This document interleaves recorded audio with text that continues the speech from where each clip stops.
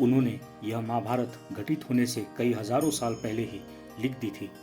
महर्षि जी ने यह महाकाव्य सबसे पहले भगवान शिव को सुनाया और कहा कि मुझे एक शिष्य चाहिए जो इस महाकाव्य को लिख सके, पर शर्त यह है कि मैं वायु की गति से इस महाकाव्य को बोलता जाऊंगा और मेरे शिष्य को बिना किसी देरी के यह महाकाव्य मेरे साथ लिखना होगा।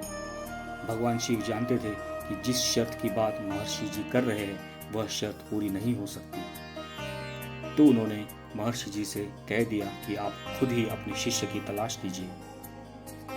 फिर महर्षि जी पूरे ब्रह्मांड में घूमे, पर उन्हें ऐसा कोई शिष्य नहीं मिला।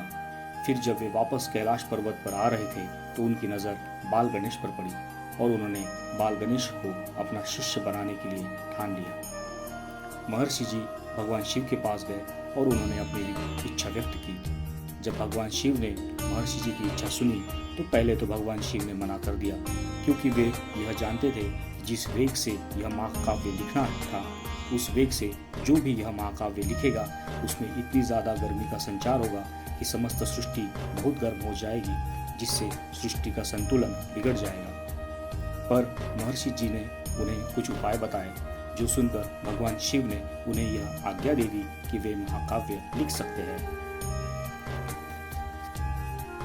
गुरु दीक्षा लेने के बाद महर्षि व्यास बाल गणेश को लेकर हिमालय में आ गए। आज भी हिमालय में व्यास गुफा और गणेश गुफा देखने को मिलती है। महर्षि जी ने बाल गणेश को यह बता दिया था कि उन्हें यह महाकाव्य बिना रुके लिखना है, जिसके लिए बाल गणेश ने हंसते हंसते हाँ बोल दिया था।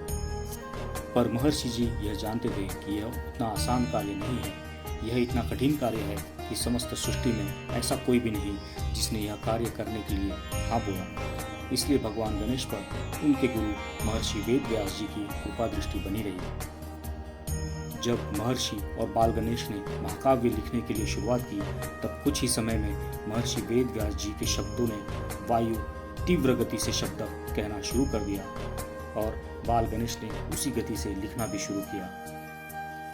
क्योंकि गणेश जी के लिखने की गति ज़्यादा थी, इसलिए एक दिन में उनके शरीर से बहुत ज़्यादा गर्मी निकलने लगी। दूसरे दिन गर्मी इतनी बढ़ गई कि सृष्टि का वायुमंडल बिगड़ने लगा। तब महर्षि जी ने महाकाव्य कहते कहते बाल गणेश के शरीर पर गीली मिट्टी लगा दी ताकि गणेश जी ठंडे हो जाए। इसलिए आज भी गणेश मूर्ति मिट्टी की बनाई जाती है।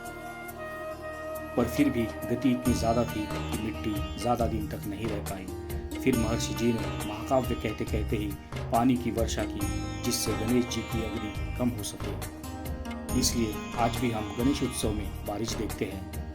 महर्षि व्यास, बाल गणेश, महाकाव्य, मिट्टी, बारिश, यह सब लगातार 10 दिनों तक वायु की गति से निरंतर चलता रहा। 10वें दिन गर्मी इतनी बढ़ गई कि गणेश जी के पूरे शरीर से अग्नि बाहर आ रही थी। तब महर्षि जी ने गणेश जी से कहा कि आज महाकाव्य पूर्ण हो गया है और अब तुम अपना शरीर ठंडा करने के लिए गंगा नदी में जाकर बैठ जाओ।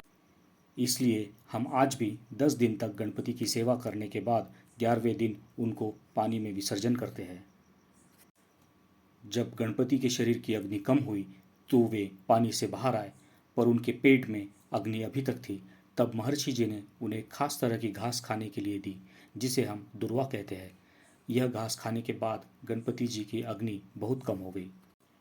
कार्य सिद्धि होने के बाद महर्षि वेदव्यास ने गणपति को यह आशीर्वाद दिया कि आज से तुम समस्त संसार में शिक्षा के देवता के रूप में हर घर में पूजे जाओगे। इसीलिए आज भी हम 10 दिन तक गणपति को अपने घर में बिठाते हैं ताकि हमारे घर में भी गणपति जी के गुणों का संचार हो सके।